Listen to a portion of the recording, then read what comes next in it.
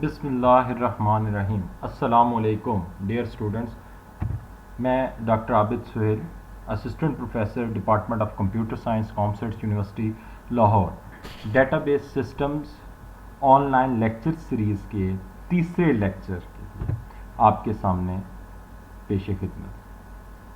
आज के लेक्चर में हम लोग कवर करेंगे data flow diagrams. Data flow diagrams आप सॉफ्टवेयर इंजीनियरिंग में भी पढ़ते हैं और डिफरेंट और भी कंप्यूटर साइंस के कोर्सेज में पढ़ते हैं।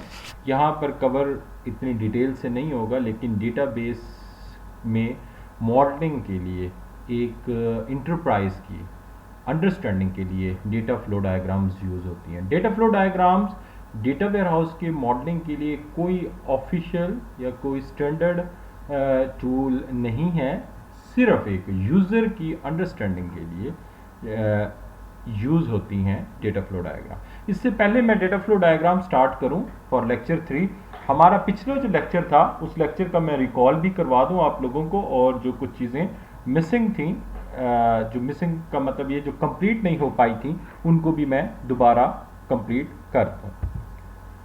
लास्ट लेक्चर में हम लोगों ने ये पढ़ा था कि जब डेटाबेस नहीं बने थे तो उस वक्त जो ऑर्गेनाइजेशंस थी वो अपने रिकॉर्ड कीपिंग कैसे करती होती थी, उनकी रिकॉर्ड कीपिंग कैसे होती थी। इस कॉन्सेप्ट को हमने लास्ट लेक्चर में डिस्कस किया और काफ़ी डिटेल में हमने उस पर बात की, जिसका हमने सोल्यूशन ये बताया था कि फाइल प्रोसेसिंग सिस्टम यूज़ होते थे। फाइल सिस्टम से आप लोग वाकिफ़ हैं, पिछले लेक्चर में काफ़ी डिटेल में बता दिया था, और उसके बाद में डिसएडवांटेजेस थे। उसका सलूशन हमने ये पेश किया था, ये जो आपको स्क्रीन पे सामने नज़र आ रहा है कि आपके पास जो होते हैं वो सिस्टम्स जिनको हम डेटाबेस मैनेजमेंट सिस्टम या डेटाबेस अप्रोच कहते हैं, वो हम लोग यूज़ करते हैं। अब डेटाबेस सिस्टम्स में क्या ख़ास होता है, ये आज के लेक्चर में थोड़ा सा हम कवर करेंगे। पहली चीज़, डेटाबेस सिस्टम्स के अंदर डेटा को ऑर्गेनाइज कैसे किया जाता है। पहले लेक्चर में मैंने बताया था कि डेटा को ऑर्गेनाइज करने के लिए स्कीमा यूज़ होता है। अब स्कीमा के 3 कंपोनेंट्स होते हैं, एंटिटी, एट्रीब्यूट्स एंड रिलेशनशिप। ये आपके सामने एंटिटी है, डेफिनेशन बताई हुई है। Distinct object, person, place, thing, concept or event. Customer is a person, so it is an entity. Purchases are the event. Purchases are the concept or event. और entity को define करते हैं properties of entities के through, that are called the attributes. So here are the attributes of this customer entity. A relationship, work between two entities, association between two entities, relationship between two entities is called the relationship. ये 3 चीजें हर एक organisation के accordingly हम लोग model out करेंगे data को organise करने के लिए। और आपने फाइल बेस्ड सिस्टम देखे थे, तो डेटाबेस अप्रोच के अंदर सारे का सारा डेटा हम इसे एक रिपोजिटरी में रखते हैं, और उसके बाद आपके पास डीबीएमएस है। सो ये वाला सारा काम, ये जो इस लेयर से आ गया, ये सारे का सारा काम डीबीएमएस करता है। और डीबीएमएस यूजर को इंटरेक्ट करने के लिए DL, DDL, DML access control queries के थ्रू एक्सेस करते हैं। अच्छा बच्चों, आप ये मत समझिएगा कि जो फाइल बेस्ड सिस्टम है सिर्फ उसमें ही एप्लीकेशन प्रोग्राम यूज होता है। डेटाबेस अप्रोच के अंदर डेटाबेस अप्रोच के अंदर भी एप्लीकेशन यूज होती है। लास्ट लेक्चर, पहले लेक्चर में हमने बताया था डीबीएमएस, फिर आपकी एप्लीकेशन, फिर यूजर। DBMS, application, user. तो एप्लीकेशन यहां पर जो है वो फाइल बेस्ड सिस्टम से डिफरेंट होती है। यहां पर एप्लीकेशन के अंदर स्ट्रक्चर नहीं होता, डेटा और स्ट्रक्चर वो डीबीएमएस खुद मैनेज करता है। डेटाबेस इन्वायरमेंट के जो कंपोनेंट है उसमें सबसे पहला सॉफ्टवेयर, आपको कोई भी डीबीएमएस प्रोग्राम चाहिए, क्यूरी प्रोग्राम चाहिए, आपको एप्लीकेशन प्रोग्राम चाहिए, डेटा को ऑर्गेनाइज करने के लिए स्कीमास चाहिए। अब स्कीमास डिफरेंट होते हैं, इसके सब स्कीमास भी होते हैं, अगले लेक्चर्स में हम इस पे बात करेंगे कि स्कीमा क्या होता है, स्कीमा सब स्कीमास क्या होते हैं। उसके बाद प्रोसीजर्स, कि किस तरीके से आप डेटाबेस से एक्सेस करते हैं, डेटाबेस से डेटा कैसे आप हासिल करते हैं और स्टोर कैसे करते हैं। ये सारे काम जो कर रहा होता है उसको हम डीबीए डेटाबेस एडमिनिस्ट्रेटर कहते हैं। डेटाबेस एडमिनिस्ट्रेटर क्या करता है, डिजाइन करता है डेटाबेस को। उसके बाद दूसरे लोग होते हैं, उनको हम एप्लीकेशन डेवलपर्स कहते हैं। उसके बाद तीसरे लोग यूजर्स होते हैं। यूजर्स की भी डिफरेंट टाइप्स हैं, नाइव यूजर्स हैं and high power users. Naive users जैसे आप लोग हैं, सीडीओ ऑनलाइन पे सिंपल आप अपनी रिपोर्ट्स देख सकते हैं, आप उसमें एंटर कुछ भी नहीं कर सकते, तो इनको हम कहते हैं कि ये नाइव यूजर्स हैं। और दूसरे पावर यूजर्स जो उसके अंदर इंसर्ट कर सकते हैं, कुछ रिकॉर्ड डिलीट कर सकते हैं, कुछ अपडेट कर सकते हैं। तो ये कंपोनेंट हैं डेटाबेस इन्वायरमेंट के, हार्डवेयर, सॉफ्टवेयर, डेटा, प्रोसीजर और पीपल। अब जो बेटा डिसएडवांटेजेस थे, जो डिसएडवांटेजेस थे किसके, फाइल बेस अप्रोच के, वो एडवांटेजेस हैं डेटाबेस अप्रोच के। जो डिसएडवांटेजेस थे फाइल बेस अप्रोच के, वो एडवांटेजेस हैं डेटाबेस अप्रोच के। वो कौन से थे? सबसे पहला जो एडवांटेज लिखा हुआ है, कंट्रोल ऑफ डेटा रिडंडेंसी। अच्छा, आप लोग वाकिफ हैं कि रिडंडेंसी का क्या मतलब है? Redundancy in a sense of files, redundancy in a sense of files, कि भाई एक फाइल जो है, फॉर इंस्टेंस कस्टमर की फाइल है, अगर कस्टमर 4 एप्लीकेशंस के साथ उसका यूजेज है, या वो 4 एप्लीकेशन में उसका डेटा यूज होता है, तो वो फाइल 4 जगहों पर डुप्लीकेट हुई होगी। यहां पर ऐसा नहीं होता, यहां पर एक फाइल एक दफा यूज होती है, एक दफा से ज्यादा वो यूज नहीं होती। इसीलिए डेटा रिडंडेंसी कंट्रोल होगी, लिखा हुआ है कंट्रोल। रिडंडेंसी को हम खत्म नहीं कर सकते, ये बात हम आगे डिस्कस करेंगे कि डेटाबेस अप्रोच में भी अगर हम रिडंडेंसी को खत्म कर दें तो हमारी डेटा की लिंकेज खत्म हो जाती है। सो रिडंडेंसी खत्म नहीं होती, लेकिन हम कंट्रोल करते हैं। किस लेवल तक कंट्रोल करते हैं? जहां पर हमारे पास डेटा कंसिस्टेंट हो जाता है।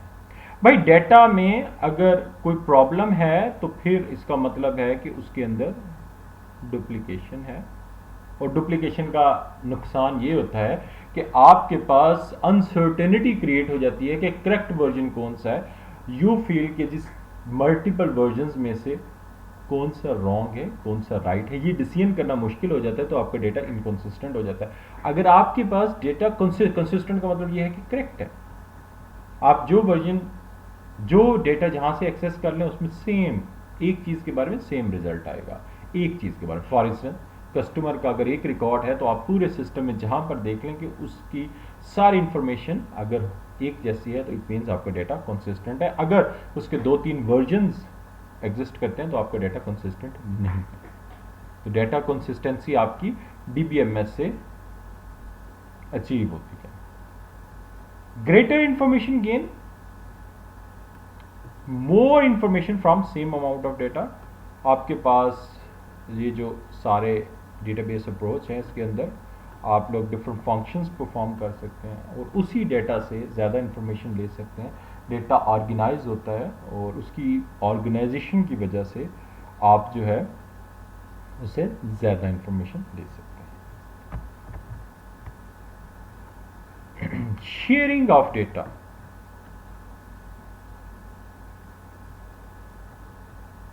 आपका जो डेटा है वो शेयर्ड होता है, वो आइसोलेटेड नहीं होता। ऑर्गेनाइजेशनल रिसोर्सेज भी शेयर्ड हो रहे होते हैं। एक ही जगह पर, एक ही सर्वर पर डेटा पड़ा हुआ रहा है, everyone is accessing that data. ठीक है। इंप्रूव डेटा इंटेग्रिटी, जब आपकी रिडंडेंसी खत्म हो गई, डेटा की इंटेग्रिटी ऑटोमेटिकली आपकी इंक्रीज हो गई, और वो जो डेटा जो कंसिस्टेंट है उसकी वैलिडिटी और उसकी कंसिस्टेंसी भी ऑटोमेटिकली इंक्रीज होगी। इम्प्रूव्ड एक्सेस एंड सिक्योरिटी, आपके पास डेटाबेस अप्रोच में आपके जो सिस्टम्स हैं वो आपको डेटाबेस को डेटा स्टोर करने के लिए मोर सिक्योर इन्वायरमेंट प्रोवाइड करते हैं।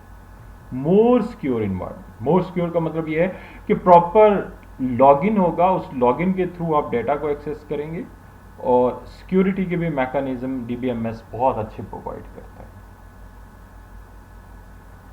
लॉगिन के बगैर आप डेटा को एक्सेस नहीं कर सकते, और लॉगिन की भी रूटीन काफ़ी इफेक्टिव होती हैं, और सिक्योरिटी का भी जो मैकेनिज्म है वो काफ़ी इफेक्टिव प्रोवाइड करता है डीबीएमएस अप्रोच।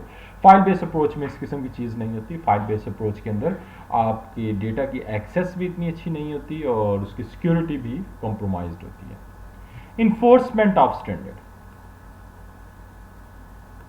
मतलब आपको जब डेटा एक जगह से दूसरी जगह शिफ्ट करना हो कोई हेट्रोजीनियस इन्वायरमेंट में, तो आप फाइल बेस्ड सिस्टम में, क्योंकि फाइल्स के जो फॉर्मेट होते हैं वो काफ़ी डिफरेंट होते हैं और आपके लिए उनको कन्वर्ट करना काफ़ी इम्पॉसिबल था। वो लास्ट हमने जब उसका डिसएडवांटेज देखा था तो हमने वहाँ पर पढ़ा था।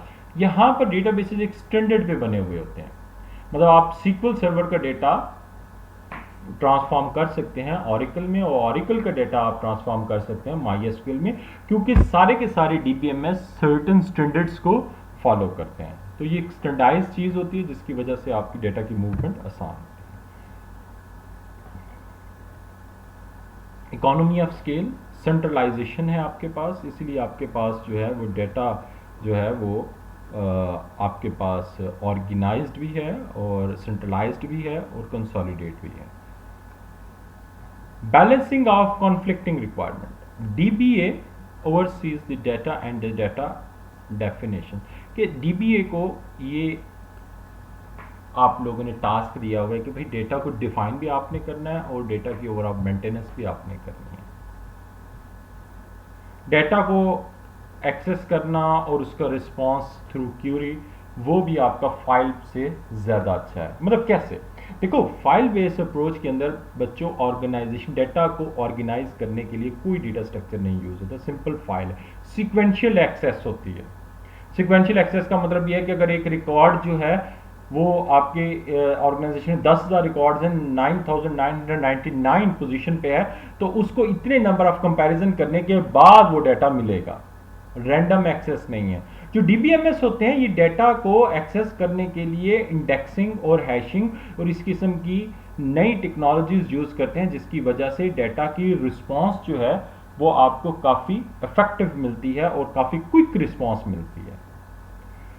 तो आपके पास डेटा की एक्सेस भी फास्ट है, डेटा आपको क्यूरी करते हैं फौरी मिल जाता है, चाहे वो जिस भी लोकेशन पर हो, चाहे वो डेटा जिस भी लोकेशन पर हो, प्रॉपर एक इंडेक्स के थ्रू डेटा को मेंटेन किया जाता है। फाइल बेस्ड सिस्टम में ऐसा नहीं है। इंक्रीज्ड प्रोडक्टिविटी, जब आपने चीजें इंप्रूव कर दी तो वही काम जो आपका 2 घंटे में होता था, अब डेटाबेस को यूज करते हुए आप 5 मिनट या 10 मिनट में यूज कर लेंगे। जो रिपोर्ट आप वहां पर घंटों में प्रोड्यूस करते थे, यहां पर मिनट्स में प्रोड्यूस कर लेंगे। जो इंसर्शन, जो डिलीशन, जो अपडेशन वहां पर आपके लिए कॉस्टली होती थी, वो यहां पर आसान हो गई। ये सारी चीजों से आपकी जो सिस्टम की प्रोडक्टिविटी है वो as compare to file based system improve हो गई, इंक्रीज हो गई। मेंटेनेंस आसान हो गई, डेटा इंडिपेंडेंस। मेंटेनेंस का मतलब यह है कि बेटा अपडेशन, अपग्रेडेशन कुछ चेंज की है तो आपका जो डेटा है वो डिपेंडेंट नहीं है एप्लीकेशन पे। आपका डेटा डिपेंडेंट नहीं है एप्लीकेशन पे। फाइल बेस्ड सिस्टम में अगर आपको एक कुछ चेंज करनी होती थी तो जितने टर्मिनल्स पे आपकी एप्लीकेशन इंस्टॉल है, फाइल इंस्टॉल है, मतलब फॉर इंस्टेंस एक कंपनी है उसमें एक सिस्टम जो है वो अगर 100 टर्मिनल्स पे चल रहा है तो 100 टर्मिनल्स पे जाके फाइल को भी चेंज करना पड़ेगा, एप्लीकेशन को भी चेंज करना पड़ेगा अगर कोई चेंज आई है। क्यों? क्योंकि डेटा डिपेंडेंट है एप्लीकेशन पे और एप्लीकेशन डिफाइन कर रही है डेटा को, दोनों चीजों को 100 जगह पर चेंज करना पड़ेगा। अब डेटाबेस के केस में आपकी मेंटेनेंस काफ़ी आसान है। आप कोई अगर चेंज करते हैं तो आपको एक सेंट्रल साइट पे आप चेंज करते हैं और बाकी आपको हर लोकेशन पर जाकर डेटा की चेंज नहीं करनी पड़ती, क्योंकि डेटा एक सेंट्रल लोकेशन पर पड़ा हुआ है और एप्लीकेशन का उस पर डिपेंडेंसी नहीं है। आप बगैर एप्लीकेशन को चेंज किए अगर आपको चेंज करना चाहते हैं स्ट्रक्चर में, किसमें, स्ट्रक्चर में जो चेंज करना चाहते हैं तो आप वो चेंज कर सकते हैं। तो ये जो मेंटेनेंस है, maintenance in the sense of upgradation, maintenance in the sense of कोई चेंज या नया सॉफ्टवेयर का नया वर्जन आया है तो उसके लिए थ्रू डेटा इंडिपेंडेंस आपकी ये जो मेंटेनेंस है, improved maintenance through data independence आपने अचीव कर ली। इंक्रीज्ड कॉन्करेंसी, कॉन्करेंसी क्या होती है, मैं छोटी सी डेफिनेशन से आपको समझाता हूं। अभी इसकी डिटेल नहीं बता रहा हूं मैं कॉन्करेंसी की, आने वाले लेक्चर्स में हम इसकी डिटेल पे बात करेंगे कि जी इसकी डिटेल क्या है। कॉन्करेंसी ये होती है बेटा, एक डेटा एलिमेंट को, क्या, एक डेटा एलिमेंट को एक ही टाइम पे मल्टीपल ट्रांजैक्शन, जिसको मैं कह सकता हूं कि पर्सन्स एक्सेस करें।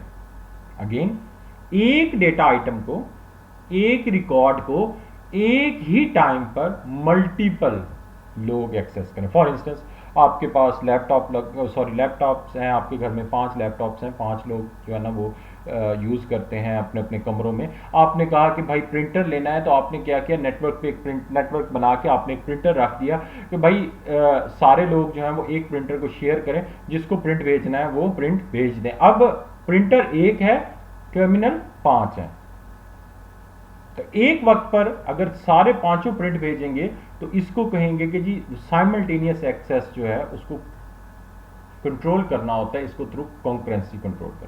प्रिंटर में तो काफ़ी आसान है, वो उसकी स्केजुलिंग कर देता है कि जो पहले आ रहा है उसका प्रिंट निकल जाएगा, बाद वाले क्यू में बैठे रहेंगे और वो प्रिंट निकलते जाएंगे। लेकिन डेटाबेस के अंदर हमारे पास डिफरेंट मैकेनिज्म्स होते हैं, ये हम आगे के लेक्चर्स में डिस्कस भी करेंगे।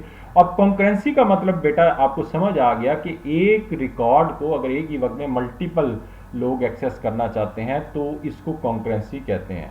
कॉन्करेंसी का मतलब ये है कि जब आपने देखें उसमें तो कॉन्करेंसी पॉसिबल ही नहीं थी, कॉन्करेंट एग्जीक्यूशन पॉसिबल ही नहीं थी, किसमें, फाइल बेस्ड सिस्टम। शेयर्ड ही नहीं है, हर बंदा आइसोलेटेड है। मतलब फॉर एग्जांपल ऐसा है कि आपके घर में 5 जैसे लोग हैं, लैपटॉप यूज कर रहे हैं, तो 5 प्रिंटर आपने दे दिए, तो वहां पर आपको कॉन्करेंसी का इशू नहीं होगा। जब आप डीबीएमएस अप्रोच में जाएंगे तो आपको कॉन्करेंसी का इशू होगा। डीबीएमएस के अंदर काफी इफेक्टिव एल्गोरिदम्स और एफिशिएंट एल्गोरिदम्स हैं to control the concurrency. Backup, backup क्या होता है, डेटा आपके पास सेव है, आपके सिस्टम में सेव है, लेकिन आपको खतरा है कि कोई ऐसा वाकया ना हो जाए, हमारा ये जो स्टोरेज मीडिया है डिस्ट्रॉय ना हो जाए। अगर स्टोरेज मीडिया डिस्ट्रॉय हो गया तो आपका सारा डेटा ज़ाया हो जाएगा, जो आपके ऑर्गेनाइजेशन का बड़ा एक इंपॉर्टेंट डेटा है।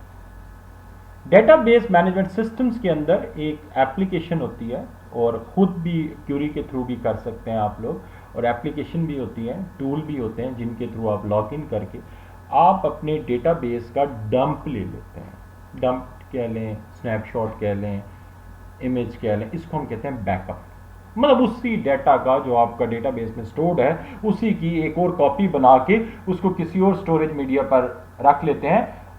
इन अ केस के जी आपका अगर डेटा जो बेस है वो पड़ा हुआ सिस्टम में वो डिस्ट्रॉय हो जाता है, या उसके अंदर कोई ऐसी प्रॉब्लम आ जाती है जिसकी वजह से आपका वो स्टोरेज मीडिया डिस्ट्रॉय हो जाता है, तो आपके पास एक और जगह पर डेटा पड़ा होता है और आप उसे रिकवर कर लेते हैं। इसको कहते हैं backup and recovery. File base में कुछ चीज़ें थी जिससे उसका पूरी फाइल को कॉपी कर लिया जाता था, लेकिन अगेन उसमें मसला ये होता था कि स्ट्रक्चर एप्लीकेशन में पड़ा हुआ होता था और वो काफ़ी कॉम्प्लिकेटेड काम होता था कि आपको उसका दोबारा रिकवर करें। लेकिन डेटाबेसेस के अंदर ये रिकवरी सिस्टम बहुत अच्छा है। सो मैं अगर इसे कंक्लूड करूं तो मैं ऐसा कहूंगा कि जब हमारे पास फाइल बेस्ड सिस्टम थे तो फाइल बेस्ड सिस्टम को हमने चेंज किया इनटू डेटाबेस मैनेजमेंट सिस्टम, और डेटाबेस मैनेजमेंट सिस्टम ऑर्गेनाइजेशन के लिए एंटिटीज एट्रीब्यूट रिलेशनशिप के थ्रू उसको ऑर्गेनाइज करते हैं, और सारे का सारा डेटा DBMS में होता है और शेयर्ड होता है, सारी एप्लीकेशन उसको एक्सेस करती हैं। और DBMS जो डेटाबेस इन्वायरमेंट है उसके अंदर आपको हार्डवेयर चाहिए, सॉफ्टवेयर चाहिए, डेटा और डेटा स्कीमास की फॉर्म में होता है। प्रोसीजर वो चीज़ें होती हैं जिससे आप डेटा को एक्सेस करते हैं, लोग जो उसको क्रिएट करते हैं, एप्लीकेशन डेवलप करते हैं और उसको यूज़ करते हैं। एडवांटेजेस क्या हैं?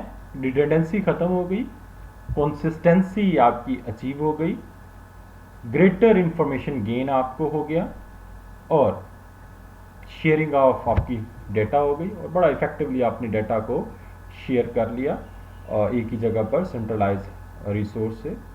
डेटा की इंटेग्रिटी, वैलिडिटी, कंसिस्टेंसी आपको अचीव हो गई। इम्प्रूव्ड एक्सेस एंड सिक्योरिटी, आपने थ्रू DBMS डेटा की एक्सेस और सिक्योरिटी को इम्प्रूव कर लिया। स्टैंडर्ड्स हो गए, हर DBMS सर्टेन स्टैंडर्ड्स को फॉलो करता है, उसकी वजह से आपकी डेटा की माइग्रेशन और डेटा की एक जगह से दूसरी जगह मूवमेंट आसान हो गई। आपके पास जो है वो सेंट्रलाइज्ड एंड कंसोलिडेटेड डेटा आपके पास अवेलेबल है। DBS जो है वो सारे के सारे काम जो है आपके देखता है, जिसकी वजह से आप लोगों को आसानी है। आप लोग आसानी से एक बंदे की ड्यूटी लगा देते हैं, वो DB है, वो डेटा की डेफिनेशंस को भी देखता है और उसकी मेंटेनेंस को भी देखता है। डेटा की जो रिस्पॉन्सिवनेस है और उसकी जो एक्सेसिबिलिटी है वो इम्प्रूव हो गई। इस पर हमने बात की कि फाइल बेस्ड सिस्टम में डेटा थ्रू सिक्वेंशियल एक्सेस आपको मिलता है। यहाँ पर आपके पास डिफरेंट मॉडर्न टेक्निक्स हैं डेटा को एक्सेस करने की, वो in the form of hashing भी हो सकती है, in the form of indexing या कोई भी ऐसा मैकेनिज्म सर्चिंग का और सॉर्टिंग के यूज़ होते हैं जो आप अपने डेटा स्ट्रक्चर के कोर्सेज में पढ़ रहे हैं। और उसके बड़े एडवांस एल्गोरिदम्स यूज़ होते हैं। इंक्रीज्ड प्रोडक्टिविटी, आपके लिए ऑपरेशन आसान हो गए, आप जल्दी चीज़ों को एग्जीक्यूट कर लेते हैं। आपके ओवरऑल सिस्टम इसकी वजह से ऑर्गेनाइजेशन की प्रोडक्टिविटी भी इंक्रीज हो गई। सिस्टम की तो हुई, ऑर्गेनाइजेशन की प्रोडक्टिविटी भी आपकी इंक्रीज हो गई। मेंटेनेंस आसान हो गई ड्यू टू डेटा इंडिपेंडेंस, कि अब जो डेटा है उसका स्ट्रक्चर और डेटा दोनों हमने इकट्ठा कर दिया। स्ट्रक्चर अलहदा से नहीं पड़ा हुआ, फाइल बेस्ड सिस्टम स्ट्रक्चर अलहदा पड़ा हुआ था, डेटा अलहदा पड़ा हुआ था, जिसकी वजह से मेंटेनेंस हमारी मुश्किल थी। जब हमने DBMS अप्रोच यूज़ की तो हमारे पास जो है जो इशू आया वो हमारे पास ये आया कि आप एक ही वक्त में मल्टीपल लोग, क्योंकि अब शेयर्ड है, शेयर्ड होने की वजह से मल्टीपल लोग एक्सेस कर सकेंगे। तो उसकी वजह से जो हमारे डेटाबेसेस हैं उनको हमने फ्लेक्सिबल बनाया, उनको हमने इस काबिल बनाया कि वो जो कॉन्करेंट एग्जीक्यूशन है वो आपको फैसिलिटेट करें। बैकअप और रिकवरी पे हमने बात की कि बैकअप क्या है। अगर आपका डाटा लॉस हो जाता है तो आपके पास अच्छे मैकेनिज्म्स हैं DBMS के अंदर जिसकी वजह से आप उसको बैकअप प्रोवाइड कर सकते हैं, जिसकी वजह से आपकी डेटा की रिकवरी पॉसिबल है। थोड़े से डिसएडवांटेजेस भी हैं, लेकिन ये डिसएडवांटेजेस आप ये ना समझिएगा कि ये फेल्यूर है DBMS का, नहीं, ये फेल्यूर नहीं है। मतलब ये है कि जब भी कोई नई एक चीज़ आती है तो उसके लिए आपको ट्रेंड होना पड़ता है, आपको अपनी एक्सपर्टीज को बढ़ाना पड़ता है। मतलब जब ये DBMS अप्रोच आई, पहले लोग यूज टू थे फाइल बेस्ड सिस्टम में, जब DBMS अप्रोच में तो लोगों ने कहा भाई ये कॉम्प्लिकेटेड है, इसका साइज ज़्यादा है, इसकी कॉस्ट है, क्योंकि कंपनीज जो है वो कहती हैं कि हमने एक एप्लीकेशन बनाई है, हमें इसकी पे करो। तो ये चीज़ें थी। एडिशनल आपको हार्डवेयर चाहिए क्योंकि प्रोसेसिंग ज़्यादा है, कन्वर्शन की कॉस्ट है, ह्यूमन रिसोर्स आपको नया चाहिए, ट्रेंड ह्यूमन रिसोर्स चाहिए। अगर आप छोटी सी कोई सिस्टम के लिए एप्लीकेशन बना रहे हैं तो मे बी आपको परफॉर्मेंस में भी थोड़ा सा वो मिले, क्योंकि इसके अंदर आपको अच्छे सिस्टम्स और अच्छा हार्डवेयर चाहिए। अगर आपके लोग ट्रेंड नहीं हैं तो आप इसको जो है कन्वर्ट नहीं कर सकेंगे। ये मतलब बातें काफ़ी पुराने वक्तों की बातें हैं, लेकिन आजकल ये जो डिसएडवांटेज है इसमें कोई भी डिसएडवांटेज नहीं एग्जिस्ट करता। रीज़न क्या है, अब लोग काफ़ी ट्रेंड हो चुके हैं। ये अगर मैं 15 साल पहले या 20 साल पहले बात करूँ तो तब ये डिसएडवांटेजेस थे, लेकिन अब के एरा में ये डिसएडवांटेजेस नहीं है, क्योंकि अब ये चीज़ें बहुत कॉमन हो चुकी हैं। सो इन केस के जी एक बताने के लिए कि एक नई टेक्नोलॉजी आई, उसको अडॉप्ट करने में जो आपको एफर्ट लगेंगे वो डिसएडवांटेजेस थे इसके, लेकिन अब सारे लोग यूज टू हो चुके हैं डेटाबेस इन्वायरमेंट से, सो इसीलिए मतलब इस डिसएडवांटेजेस को हम कहते हैं प्रैक्टिकली एग्जिस्ट नहीं करते, लेकिन थ्योरेटिकली ये एग्जिस्ट करते हैं। अच्छा बच्चों, आज का जो लेक्चर था वो था about the data flow diagrams. मैं अब आज का जो लेक्चर है वो स्टार्ट करता हूं कि आप किस तरीके से डेटा फ्लो डायग्राम्स को क्रिएट कर सकते हैं। डेटा फ्लो डायग्राम्स, अच्छा एक बात मैं आपको बता दूं, data flow diagrams formal modelling tool नहीं है, फॉर्मल मॉडलिंग टेक्नोलॉजी नहीं है डेटाबेस के लिए। ये सिंपल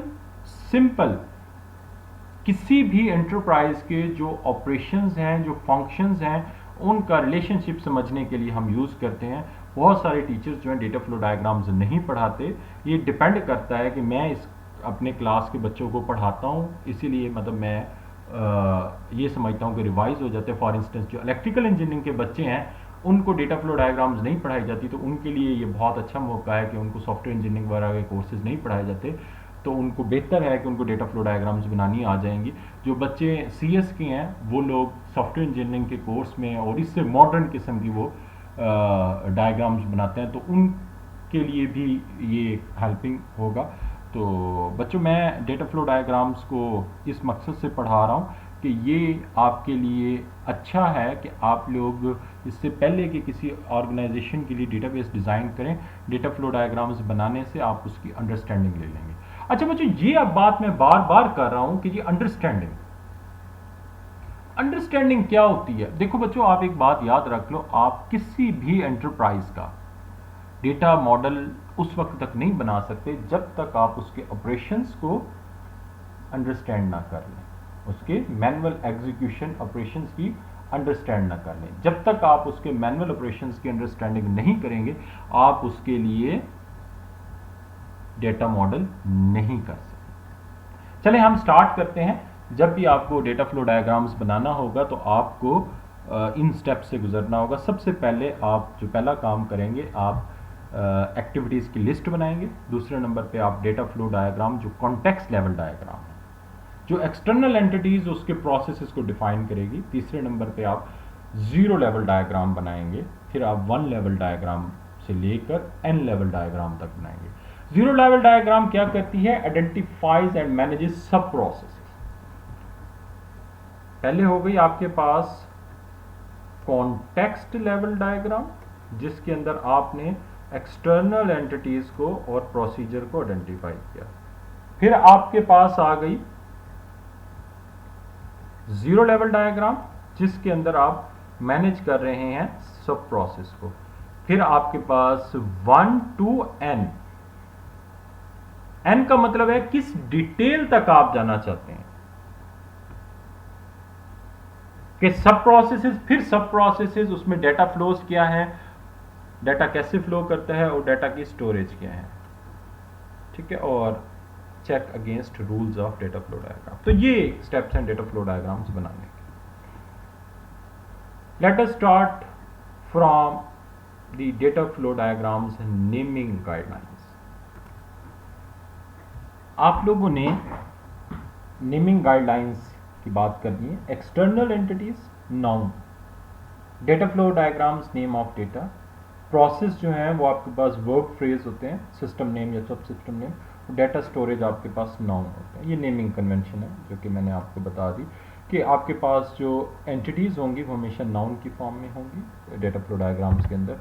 अब हम क्या करते हैं, हम एक एग्जांपल लेते हैं कि एक सेल परचेज सिस्टम है लेमोनेड स्टैंड का, उसकी हम डेटा फ्लो डायग्राम, छोटी सी एग्जांपल है। एक बंदा है, वो क्या करता है, वो एक उसमें लेमोनेड स्टैंड खोला हुआ है, जिसके लिए वो कुछ जो है वो ले आता है, अपना चीनी, नींबू, पानी, ये चीज़ें ले आता है, और उसके बाद ऑर्डर पे अगर उसको बनाना होता है तो ऑर्डर पे वो उसको प्रिपेयर करता है और प्रोड्यूस करके फिर लोगों को सेल आउट करता है।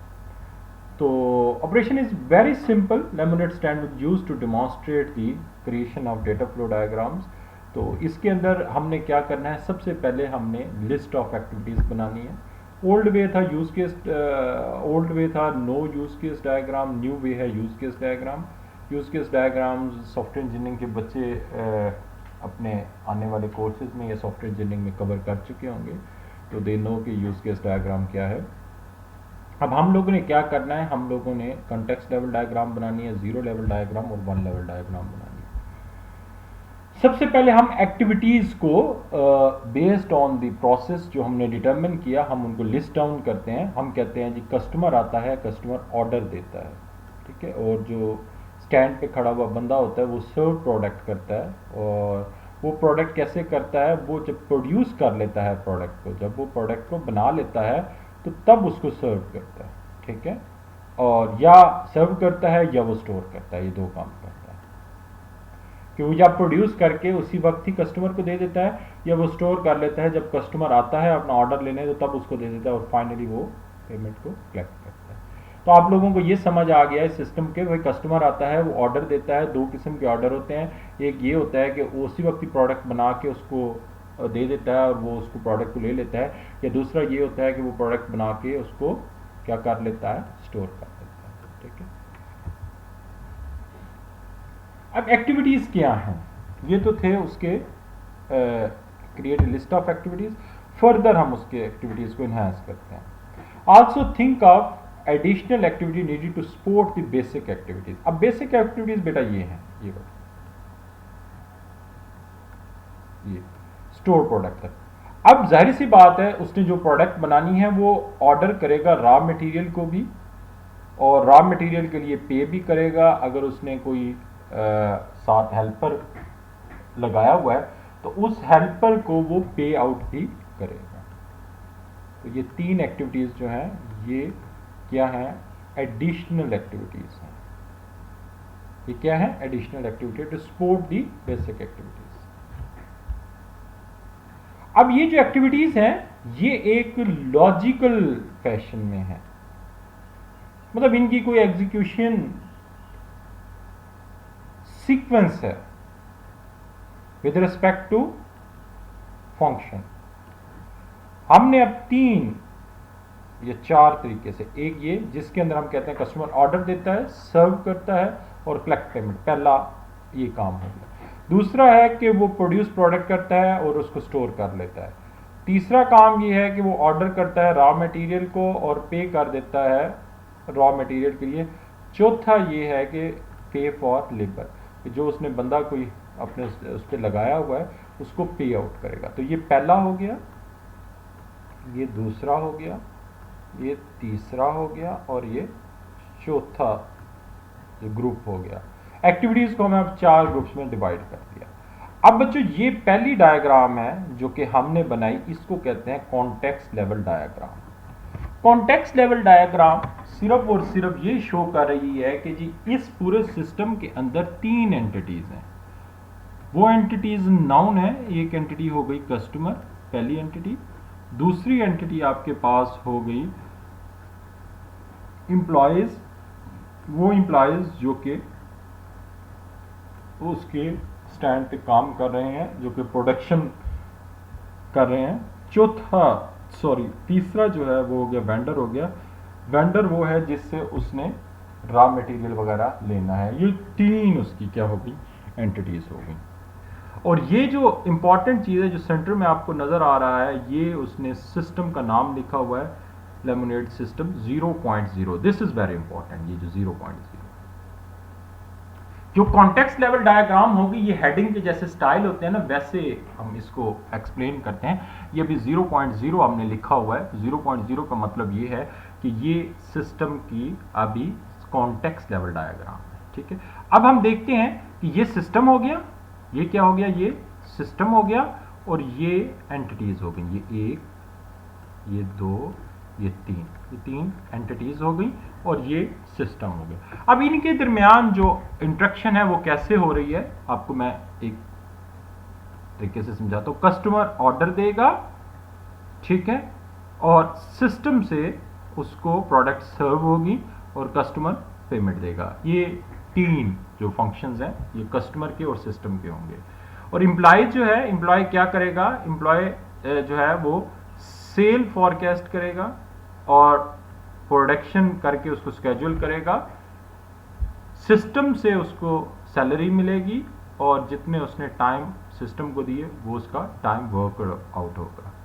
अब वेंडर से क्या होगा, वेंडर जो है वो रिसीव करेगा, परचेज ऑर्डर रिसीव करेगा और उस परचेज ऑर्डर के अगेंस्ट जो है वो पेमेंट रिसीव करेगा और ये पेमेंट जो है ये किसी न किसी प्रोडक्ट के लिए होगी जो रिसीव गुड सिस्टम रिसीव करेगा। अब आपको नजर ये आ रहा है कि इस सिस्टम के अंदर तीन एंटिटीज हैं और 1 2 3 6 और 4 10 इसमें फंक्शंस हैं। ये आपके पास कॉन्टेक्स्ट लेवल डायग्राम हो गई। नेक्स्ट स्टेज पे हम जीरो लेवल डायग्राम को कंस्ट्रक्ट करते हैं। जीरो लेवल डायग्राम ये, इसमें इंपॉर्टेंट ये 1.0 2.0 3.0 4.0।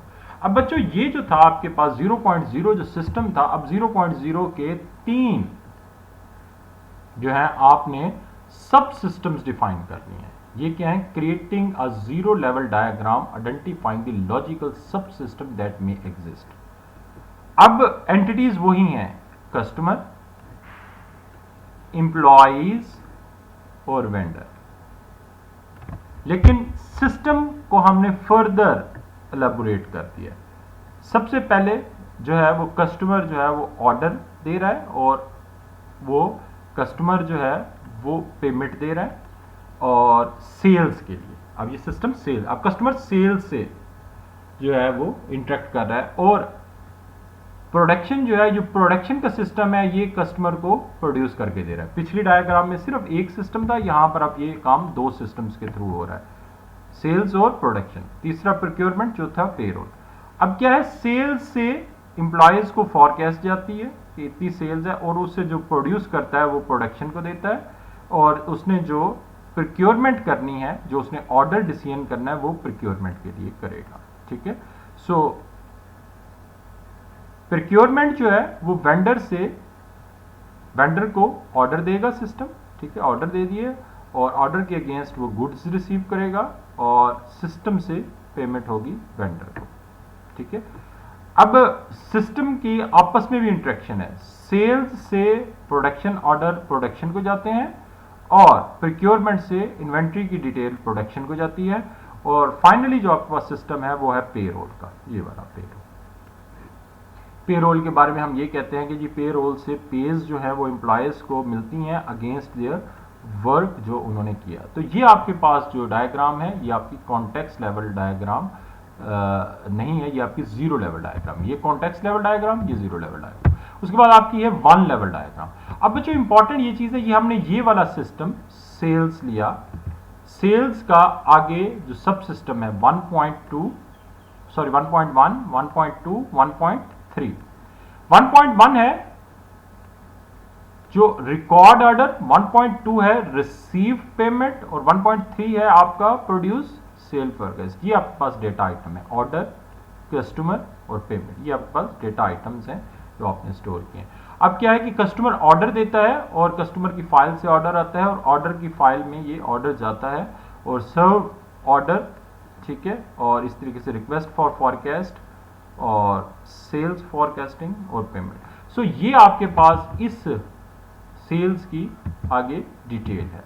इस तरीके से 2.1 2.2 और 2.3 ये हमारे पास जो दूसरा सिस्टम है ये वाला प्रोडक्शन, इस प्रोडक्शन की फर्दर डिटेल है, उसके सब प्रोसेसेस और 7 डेटा स्टोर्स। और इस तरीके से ये हमारे पास तीसरा है जो कि प्रोडक्शन का था, इसकी फर्दर डिटेल्स। हम इस सारे सिस्टम को फर्दर अंडरस्टैंड करने के लिए हम इसको एक्सप्लेन करते हैं। मतलब एक्सप्लेनेशन में हम उसके जो सब प्रोसेसेस होते हैं हम उन सब प्रोसेसेस को डिफाइन करते हैं। मतलब जीरो लेवल डायग्राम के अंदर डिटेल थोड़ी सी कम होती है और वन लेवल के अंदर डिटेल और ज्यादा होती है। ये देखिए जो फोर्थ था हमारा पेरोल, उसके भी हमने 3 सब सिस्टम बना दिए। अब मैं एक फाइनल डायग्राम दिखाता हूं, इस डायग्राम से आपको ज्यादा समझ आएगी कि आपके पास पहले सिस्टम था लेमोनेड स्टैंड का, उससे आपने सेल्स, प्रोडक्शन, प्रोक्योरमेंट, पेरोल, ये आपने 4 सिस्टम प्रोड्यूस किए और हर सिस्टम की फर्दर आपने जो है वो एक्सप्लेनेशन दी। जिस तरीके से सेल्स के आपने 2 सिस्टम बनाए, 1.1 1.2, रिसीव ऑर्डर और रिसीव पेमेंट। प्रोडक्शन के आपने 3 सिस्टम्स बनाए, सर्व प्रोडक्ट, प्रोड्यूस प्रोडक्ट और स्टोर प्रोडक्ट। इस तरीके से प्रोक्योरमेंट के भी आपने 3 सब सिस्टम बनाए, produce purchase order, receive item, पे वेंडर्स, और आपने पे रोल के भी 3 सिस्टम्स बनाए, रिकॉर्ड टाइम वर्क, कैलकुलेट पे रोल और पे एम्प्लॉयज। सो बच्चों इस तरीके से अगर आप, ये है 1 लेवल डायग्राम, फर्दर अगर आपने एलेबोरेट करना है, फॉर इंस्टेंस आपने इसको एलेबोरेट करना है, तो आप क्या करेंगे, 1.1.1 ये अब जो डायग्राम होगी ये होगी लेवल 2 डायग्राम, 2 लेवल डायग्राम। तो इस तरीके से आप लोग लेवल 2, फिर level 3, level 4 up to nth level तक आप इसकी डेटा फ्लो डायग्राम्स बना सकते हैं। अब एक आपकी असाइनमेंट है जो आप लोगों ने करनी है, होम असाइनमेंट है, डेटा फ्लो डायग्राम एग्जाम्पल है बस गैराज रिपेयर्स की। ये आपके पास जो है उसकी मैंने डिस्क्रिप्शन लिखी हुई है। अब आप लोगों ने क्या करना है, आप लोगों ने अगले लेक्चर में आने से पहले इसकी सारी की सारी जो डिटेल्स जो आपको स्क्रीन पे नज़र आ रही हैं, इसकी बेस पे आप लोगों ने उसको बनाना है। और इसकी दूसरी स्लाइड भी है, ये भी आप लोगों को मैं नोट करवा रहा हूँ, आप लोग नोट कर लें। और अगले लेक्चर में मैं इस पे भी थोड़ी सी बात करेंगे कि जी ये इसकी कुछ थोड़ी सी डिस्क्रिप्शन है, एक्सटर्नल एंटिटीज़, की प्रोसेस और प्रोसेसेस, ये मैंने आपको डिफाइन करके दे दी हैं। इससे जो फर्दर आगे है वो मैं आपको अगले लेक्चर में बताऊंगा। बहरहाल ये आपके लिए पूरी की पूरी उसकी डिस्क्रिप्शन है, टेक्सचुअल डिस्क्रिप्शन है, इसको पढ़ें आप और कोशिश करें कि अगले लेक्चर में आने से पहले एक डेटा फ्लो डायग्राम बना लें। S1 एग्ज़ाम जिन बच्चों का हो चुका है उसमें डेटा फ्लो डायग्राम दे दी जाती है, और मे भी आपको एज ए असाइनमेंट भी जो है ये दिया जा सकता है, ये डिपेंड करता है आपके टीचर पे। सो बच्चों आज का लेक्चर यहाँ पर ख़त्म हुआ। मैं आज के लेक्चर को अगर कंक्लूड करूँ तो मैं ऐसे बताऊँगा कि आज के लेक्चर में हमने सबसे पहले डेटा बेस और ट्रांजैक्शन फाइल अप्रोच सिस्टम, उसके एडवांटेजेस डिसएडवांटेजेस की बात की, थोड़ा सा पिछला लेक्चर रिवाइज किया, और उसके बाद फिर हमने डेटा फ्लो डायग्राम पे बात की। डेटा फ्लो डायग्राम बेटा फॉर्मल टूल नहीं है, फॉर्मल टूल जो स्कीमा बनाने के लिए वो हमारे पास ERD, enhanced ERD, data based diagrams, ये हमारे पास फॉर्मल टूल्स हैं। ये जो टूल जिसकी हमने बात की डेटा फ्लो डायग्राम्स, ये अंडरस्टैंडिंग के लिए बहुत अच्छा है। मैं रिकमेंड करता हूँ कि आपके पास जो भी सिस्टम हो उसकी डेटा फ्लो डायग्राम बना लें, ताकि आपको सिस्टम की अंडरस्टैंडिंग हो जाएगी। जब तक आपको सिस्टम की अंडरस्टैंडिंग नहीं होगी बच्चों, आप लोग कभी भी इफेक्टिव डेटाबेस मॉडल नहीं कर सकेंगे।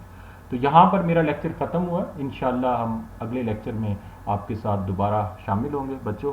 तब तक के लिए खुदा हाफिज़, घर रहें, सेफ़ रहें, अपने फैमिलीज़ को भी सेफ़ रखें, अपना भी ख्याल रखें, और मेरी तरफ से अल्लाह हाफिज़।